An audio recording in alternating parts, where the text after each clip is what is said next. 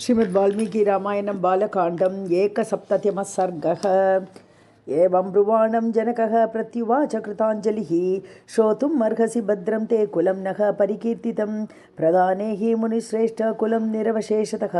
वक्तव्यं कुलजातेन तन्निबोधमहामते राजा अभूत् त्रिषु लोकेषु विश्रुतः स्वेन कर्मणा निविः परमधर्मात्मा सत्त्वतां वरः तस्य पुत्रः मितिर्नाम जनकः मितिपुत्रकः प्रथमः जनकः राजा जनकात् अपि उदावसोः तु धर्मात्मा जातः वै नन्दिवर्धनः नन्दिवर्धसुतः शूरः सुकेतुर्नाम नामतः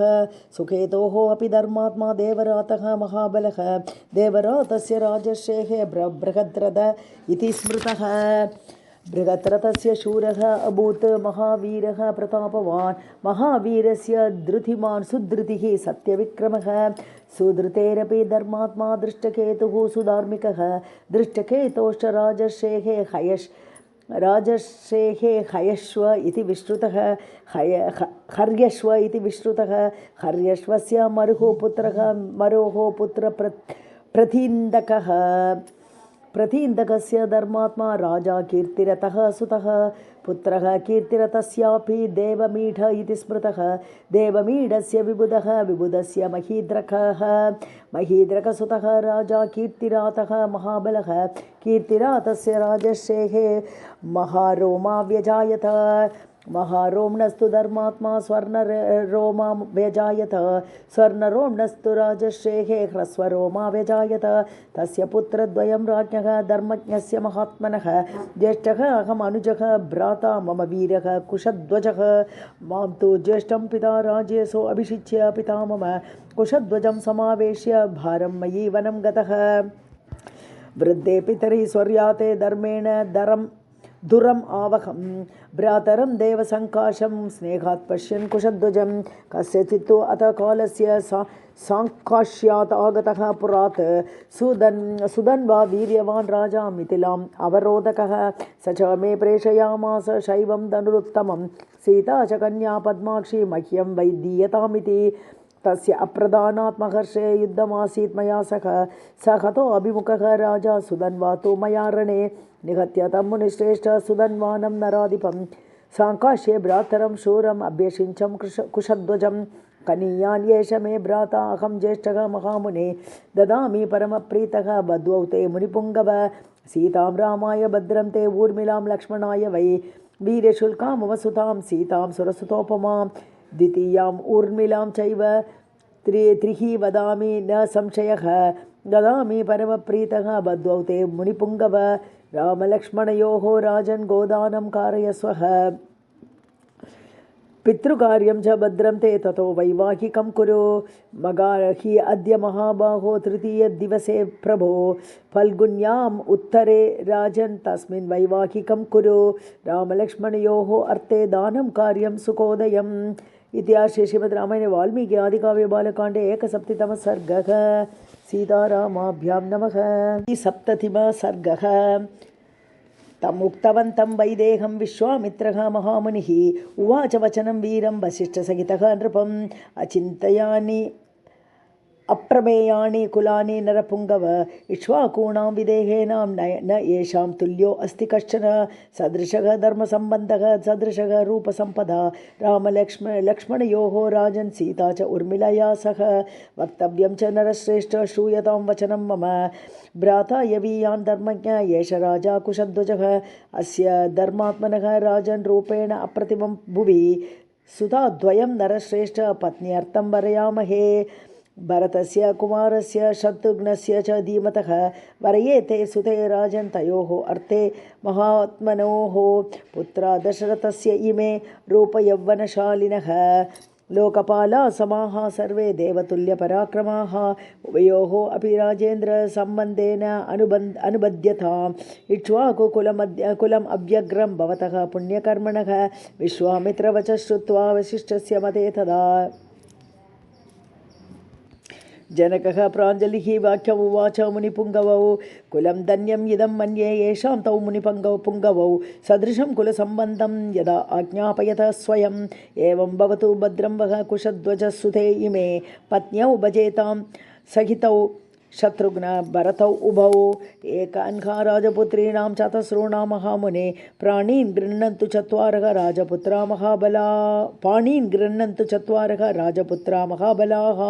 उत्तरे दिवसे ब्रह्मन् फल्गुनीभ्यां मनीषिणः वैवाहिकं प्रशंसन्ति भगः यत्र प्रजापतिः एवमुक्त्वा वचः सौम्यं प्रत्युत्थाय कृताञ्जलिः उभौ मुनिवरौ राजा जनकः वाक्यमब्रवीत् परो धर्मः कृतो मह्यं शिष्यो अस्मि भवतः तथा इमानि आसनमुख्यानि आस्यतां मुनिपुङ्गवौ यथा दशरथस्य इयं तथा अयोध्यापुरी मम प्रभुत्वे नास्ति सन्देहः यथार्हं कर्तुमर्हत तथा ब्रुवति वैदेहे जनके रघुनन्दनः राजा दशरथो हृष्टः प्रत्युवाच महीपतिं युवाम् असङ्ख्येयगुणौ भ्रातरौ मिथिलेश्वरौ ऋषयः राजसङ्गाश्च भवद्भ्याम् अभिपूजिताः स्वस्ति प्राप्नुहि भद्रं ते गमिष्यामः स्वम् आलयं श्राद्धकर्माणि विधिवत् विधास्य इति च अब्रवीत् तम् आपृष्ट्वा नरपतिं राजा दशरथः तदा मुनीन्द्रौ तौ पुरस्कृत्य जगाम आशु महायशाः स गत्वा निलयं राजा श्राद्धं कृत्वा विधानतः प्रभाते काल्यमुत्थाय चक्रे गोदानमुत्तमं गवां शतसहस्रं च ब्राह्मणेभ्यो नराधिपः एकशः ददौ राजा पुत्रान् उद्दिश्य धर्मतः सुवर्णशृङ्ग्यः सम्पन्नाः सवत्साः कांस्यदोहनाः गवां शतसहस्राणि चत्वारि पुरुषर्षभः वित्तम् अन्यच्च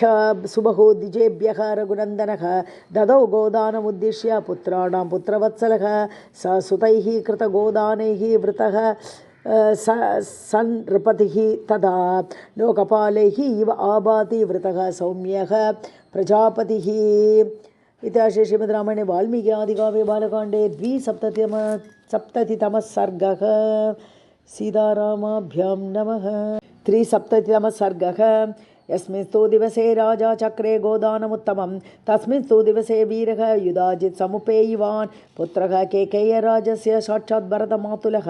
दृष्ट्वा पृष्ट्वा च कुशलं राजानमिदमब्रवीत् केकेय अधिपति राजा स्नेहात् कुशलम् अब्रवीत् येषां कुशलकामो असि तेषां सम्प्रति अनामयं स्वस्त्रियं मम राजेन्द्र द्रष्टुकामः महीपतिः तदर्थम् उपयातो अहम् अयोध्यां रघुनन्दन श्रुत्वा तु अहम् अयोध्यायां विवाहार्थं तव आत्मजान् मिथिलाम् उपायातांस्तु त्वया सह महीपते त्वरया उपयातो अहं द्रष्टुकामः स्वसुः सुतम्। अथ राजा दशरथः प्रिय अतिथिम् उपस्थितं दृष्ट्वा परमसत्कारैः पूजनार्हम् अपूजयत् ततस्ताम् उषितः रात्रिं सह पुत्रैः महात्मभिः प्रभाते पुनरुत्थाय कृत्वा कर्माणि तत्त्ववित् ऋषिं सदा पुरस्कृत्य यज्ञवाटम् उपागमत् युक्ते मुहूर्ते विजये सर्व आभरणभूषितैः भ्रातृभिः सहितः रामः कृतकौतुकमङ्गलः वसिष्ठं पुरतः कृत्वा महर्षीन् अपरानपि वसिष्ठः भगवान् यद्य वैदेहम् इदम् अब्रवीत् राजा दशरथो राजन् कृतकौतुकमङ्गलैः पुत्रैः नरवरश्रेष्ठः दातारम् अभिकाङ्क्षते दातृप्रतिगृहीतृभ्यां सर्वार्थाः सम्भवन्ति स्वधर्मं प्रतिपद्यस्व कृत्वा वैवाहमुत्तमम् इत्युक्तः परम उदारः वसिष्ठेन महात्मना प्रत्युवाच महातेजा वाक्यं परमधर्मवित् कः स्थितः प्रतिहारो मे कस्य आज्ञां सम्प्रतीक्षते स्वगृहे को विचारो अस्ति यथा राज्यम् इदं तव कृतकौतुकसर्वस्वाः वेदी मूलमुपागताः मम कन्या मुनिश्रेष्ठ दीप्ता वह्नेः इव अर्चिषः सद्यो अहं त्वत्प्रतीक्षो अस्मि वेद्याम् अस्यां प्रतिष्ठितः अविघ्नं क्रियतां सर्वं किमर्थं हि विलम्ब्यते एतद्वाक्यं जनकेन उक्तं श्रुत्वा दशरथः तदा प्रवेशयामास सुतान् सर्वान् ऋषिगणान् अपि ततो राजा विदेहानां वसिष्ठम् इदम् अब्रवीत् कारयस्व ऋषे सर्वां ऋषिभिः सह धार्मिक रामस्य लोकरामस्य क्रियां वैवाहिकीं प्रभो तथा इति उक्त्वा तु जनकं वसिष्ठः भगवान् ऋषिः विश्वामित्रं पुरस्कृत्य शतानन्दं च धार्मिकं प्रभामध्ये तु विधिवत् वेदीं कृत्वा महातपाः अलञ्चकार तां वेदीं गन्धपुष्पैः समन्ततः सुवर्णपालिकाभिश्च चित्रकुम्भैश्च स अंकुराढ्यैः शरावैश्च धूपपात्रैः सधूपकैः शङ्खपात्रैः श्रुवैः स्रग्भिः पात्रैः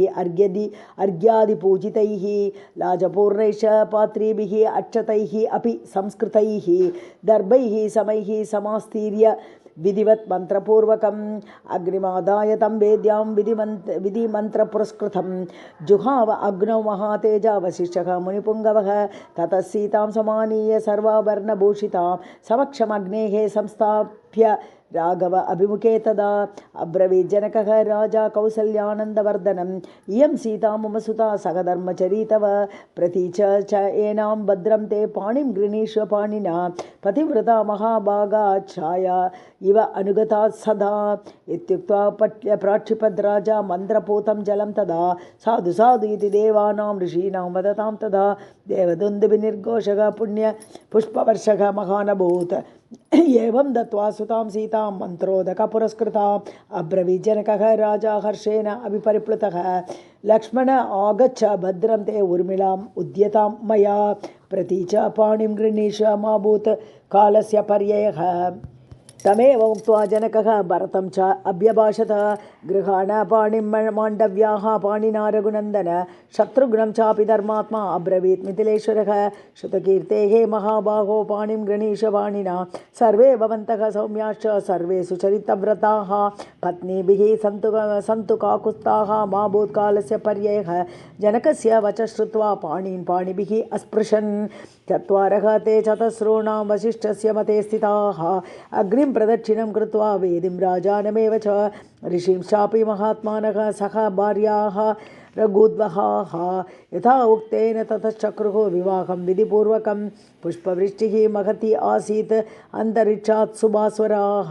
सुभास्वरा दिव्य दुन्दुभिर्घोषैः गीतवादित्रनिस्वनैः ननृतुश्च अप्सरसङ्गाः गन्धर्वाश्च जगुः कलं विवाहे रघुमुख्यानां तद् अद्भुतम् अदृश्यत ईदृशे वर्तमाने तु तूर्य उद्गुष्टनिनादिते त्रिः अग्निं ते परिक्रम्य ऊहुः भार्या महौजसः अथ उपकार्यं जग्मुः ते स भार्या रघुनन्दनाः राजा अपि अनुययौ पश्यन् स ऋषिसङ्गः स बान्धवः इत्याशे श्रीमद् रामायणे वाल्मीकि आदिकाव्ये बालकाण्डे 370तमः सर्गः सीतारामाभ्यां नमः 470तमः सर्गः अथ रात्र्यां व्यतीतायां विश्वामित्रः महामुनिः आपृष्ट्वा तौ च राजानौ जगाम उत्तरपर्वतं विश्वामित्रे गते राजा वैदेहं मिथिलाधिपम् आपृष्ट्वा एव जगाम आशु राजा दशरथः पुरीम् अथ राजा विदेहानां ददौ कन्यादनं बहु गवां शतसहस्राणि बहूनि मिथिलेश्वरः कम्बलानां च मुख्यानां चौमान् कोटि अम्बराणि च हस्ति अश्वरथपादातां दिव्यरूपं सुअलङ्कृतं ददौ कन्याशतं तासां दासीदासम् अनुत्तमं हिरण्यस्य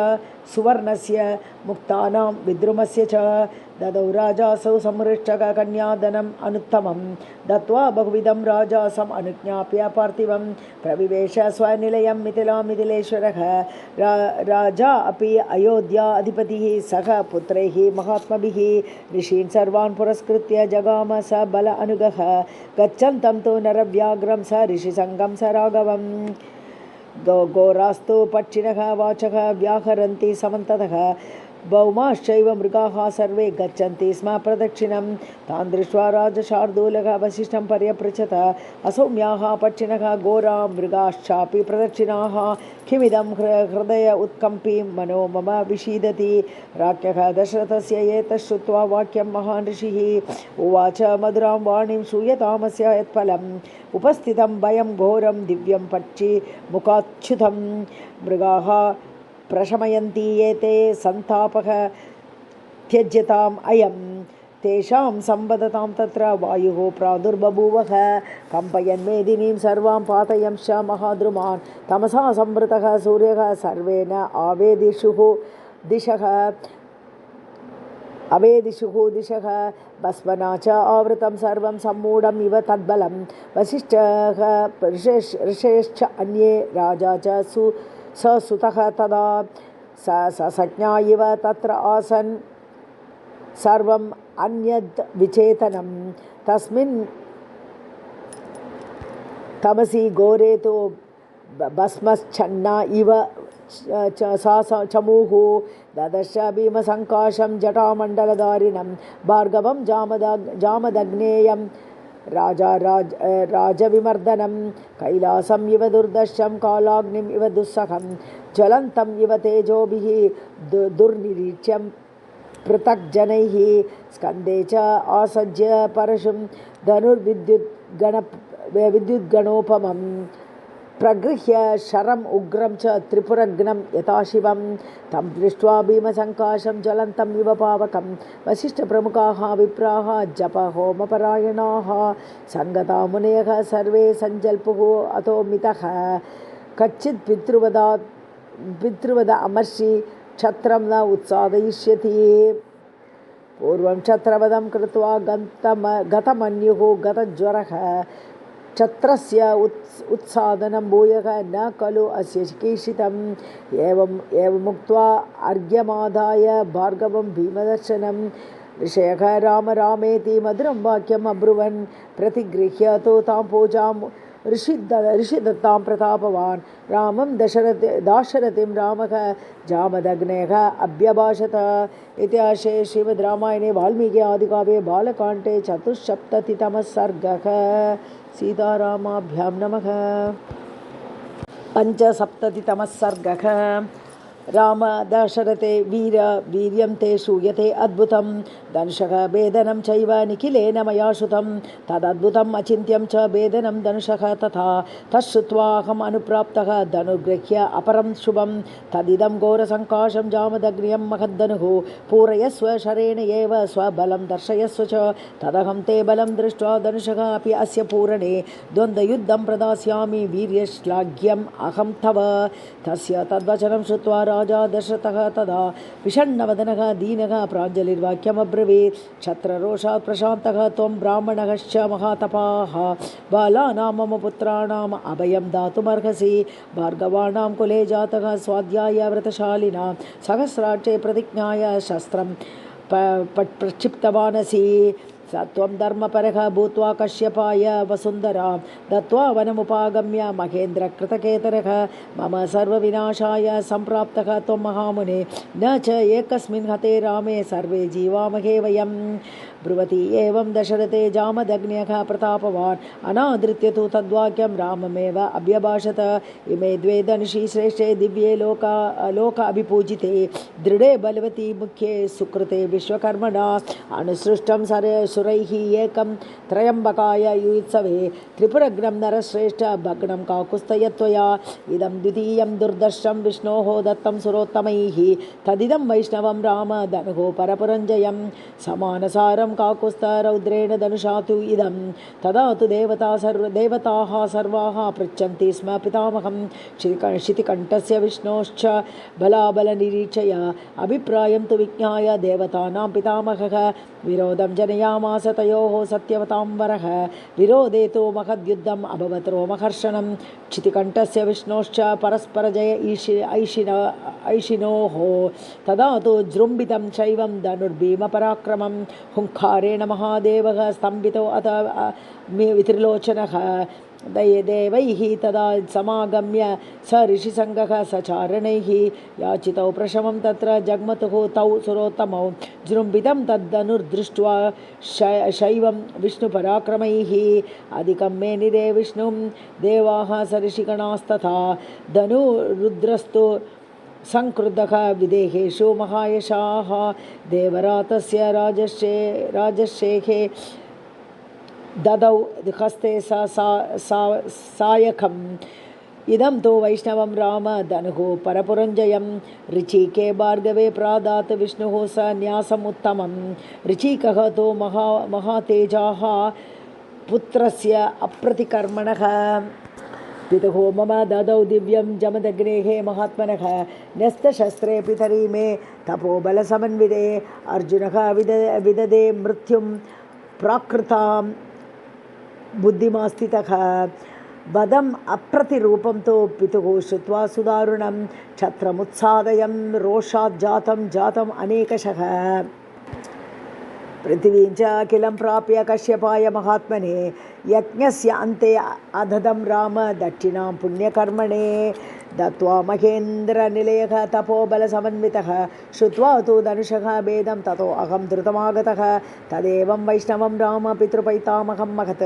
क्षत्रधर्मं पुरस्कृत्य गृणीष्व धनुरुत्तमं योजयस्व धनुश्रेष्ठे शरं परपुरञ्जयं यदि शक्तो असि काकुत्स्थद्वन्द्वं दास्यामि ते ततः इतिहासे श्रीमद्रामायणे वाल्मीकि आदिकाव्ये बालकाण्डे सप्ततितमः सर्गः सीतारामाभ्यां नमः। षट्सप्ततितमः सर्गः श्रुत्वा तु जामदग्नेयस्य वाक्यं दाशरथिः तदा गौरवात् यन्त्रितकथः पितुः रामम् अथ अब्रवीत् कृतवानसि यत्कर्म श्रुतवानस्मि भार्गव अनुरुद्यामहे ब्रह्मन् पितुः आनृण्यमास्थितः वीर्यहीनम् इव अशक्तं क्षत्रधर्मेण भार्गव अवजानासि मे तेजः पश्य मे अद्य पराक्रमम् इत्युक्त्वा राघवः क्रुद्धः भार्गवस्य वरायुधं शरं च प्रतिजग्राह हस्तात् लघुपराक्रमः आरोप्य स धनुरामं शरं सज्यं चकारः जामदग्न्यं ततो रामः क्रुद्धः अब्रवीत् इदं ब्राह्मणो असि इति पूज्यः मे विश्वामित्रकृतेन च तस्मात् शक्तः न ते राम मोक्तुं प्राणकरं शरम् इमां वा त्वद्गतिं राम तपोबलसमर्जितान् लोकान् अप्रतिमान् वापि हनिष्यामि इति मे मतिः न हि अयं वैष्णवः दिव्यः शरः परपुरञ्जयः मोघः पतति वीर्येण बलदर्पविनाशनः वर आयुधधरं रामं द्रष्टुं स ऋषिगणाः सुराः पितामहं पुरस्कृत्य समेताः तत्र सर्वशः गन्धर्व अप्सरश्चैव छिद्दचारणकिन्नराः यक्षराक्षसनागाश्च तत् द्रष्टुं महदद्भुतं जडीकृते तदा लोके रामे वरधनुर्धरे निर्वीर्या जामदग्नयः असौ रामम् उदैक्षथ तेजोभिः गतवीर्यत्वात् जामदग्न्यः जडीकृतः रामं कमलपत्राक्षं मन्दम् उवाचः काश्यपाय मया दत्ता यदा पूर्वं वसुन्धरा विषये मे न वस्तव्यम् इति मां काश्यपः अब्रवीत् सो अहं गुरुवचः कुर्वन् पृथिव्यां न वसे निशां तदा प्रभृतिकाकुत्स्थ कृता मे काश्यपस्य तामिमां मद्गतिं वीर हन्तुं नार्हसि राघव मनोजवं गमिष्यामि महेन्द्रं पर्वतोत्तमं लोकाः तु अप्रतिमाः राम निर्जिताः तपसा मया जहीतान् शरमुख्येन मा भूत्कालस्य पर्ययः अक्षय्यं मधुहन्तारं जानामि त्वां सुरेश्वरं धनुषः अस्य परामर्शात् स्वस्थिते अस्तु परन्तप एते सुरगणाः सर्वे निरीक्षन्ते समागताः त्वाम् अप्रतिमकर्माणम् अप्रतिद्वन्द्वम् आहवे न च इयं मम काकुत्स्था व्रीडा भवितुमर्हति त्वया त्रैलोक्यनाथेन यदहं विमुखीकृतः शरम् अप्रतिमं राम मोक्तुमर्हसि सुव्रत शरमोक्षे गमिष्यामि महेन्द्रं पर्वतोत्तमं तथा प्रब्रुवति रामे तु जामदग्ने प्रतापवान् रामः दाशरथिः श्रीमान् चिक्षेप शरमुत्तमं साहतान् दृश्य रामेण स्वान् लोकान् तपसा अर्जितान् जामदग्नयः जगाम आशु महेन्द्रं पर्वतोत्तमं ततो वीतिमिराः सर्वाः दिशश्च उपदिशः तथा सुराः स ऋषिगणाः रामं प्रशंसुः उदायुधं रामं दाशरथिं रामः जामदग्नयः प्रपूजितः ततः प्रदक्षिणीकृत्य जगाम आत्मगतिं प्रभुः। इतिहासे श्रीमद्रामायणे वाल्मीकि आदिकाव्ये बालकाण्डे सप्ततितमः सर्गः। सीतारामाभ्यां नमः। सप्ततितमः सर्गः। गते रामे प्रशान्तात्मा रामः दाशरथिः धनुः वरुणाय अप्रमेयाय ददौ हस्ते महायशाः अभिवाद्य ततो रामः वसिष्ठ प्रमुखान् ऋषीन् पितरं विकलं दृष्ट्वा प्रोवाच रघुनन्दनः जामदग्न्यः गतः रामः प्रयातु चतुरङ्गिणी अयोध्याभिमुखी सेना त्वया नाथेन पालिता रामस्य वचनं श्रुत्वा राजा दशरथः सुतं बाहुभ्यां सम्परिष्वज्य मूर्ध्नि उपाग्राय राघवं गतः राम इति श्रुत्वा कृष्णः प्रमुदितः नृपः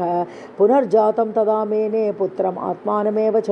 चोदयामास तां सेनां जगाम आशु ततः पुरीं पताकाध्वजिनीं रम्यां तूर्य उद्गुष्टनिनादितां सिक्तराजपतारम्यां प्रकीर्णकुसुमोत्करां राजप्रवेश सुमुखैः पौरैः मङ्गलपाणिभिः सम्पूर्णां प्राविशत् राजा जनवोगैः समलङ्कृतां पौरैः प्रत्युद्गतः दूरं द्विजैश्च पुरवासिभिः पुत्रैः अनुगतः श्रीमान् श्रीमद्भिश्च महायशाः प्रविवेश गृहं राजा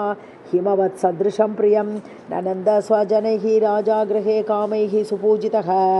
कौसल्या च सुमित्रा च कैकेयी च सुमध्यमा वधूप्रतिगृहे युक्ताः याश्च अन्या राजयोषितः ततः सीता महाभागाम् ऊर्मिलां च यशस्विनी कुशध्वजसुते च उभे जगृहो नृपयोषितः मङ्गल आलापनैः होमैः शोभिताः क्षौमवाससः देवता आयतनानि आशु सर्वास्ताः प्रत्यपूजयन् अभिवाद्यांश्च सर्वाः राजसुतास्तदा रेमिरे मुदिताः सर्वाः भर्तृभिः मुदिता रहः कृतदाराः कृतास्त्राश्च सदनाः सुहृज्जनाः शुश्रूषमाणाः पितरं वर्तयन्ति नरषभाः कस्यचित्तोदकालस्य राजा दशरथः सुतं भरतं कैकेयीपुत्रम् अब्रवीत् रघुनन्दनः अयं कैकेय्यराजस्य पुत्रः वसति पुत्रः त्वं नेतुम् आगतः वीरः युधाजित् मातुलः तव श्रुत्वा दशरथस्य एतद् भरतः कैकेयीसुतः गमनाय अभिचक्राम शत्रुघ्नसहितः तदा अपृच्छ पितरं शूरः रामं च अक्लिष्टकारिणं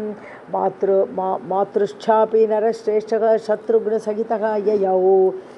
युधाजित् प्राप्य भरतं शत्रुघ्नं प्रहर्षितः स्वापुरं प्राविशद्वीरः पिता तस्य तुतोषः गते च भरते रामः लक्ष्मणश्च महाबलः पितरं देवसङ्काशं पूजयामासतुः तदा पितुः आज्ञा पुरस्कृत्य पौरकार्याणि सर्वशः चकार रामः सर्वाणि प्रियाणि च हितानि च मातृभ्यो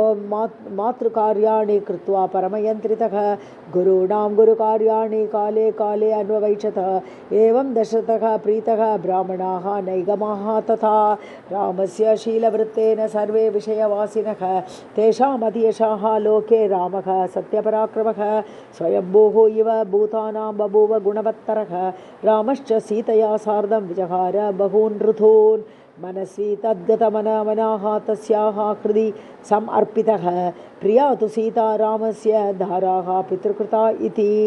गुणात् रूपगुणाच्चापि प्रीतिः भूयो अभिवर्धते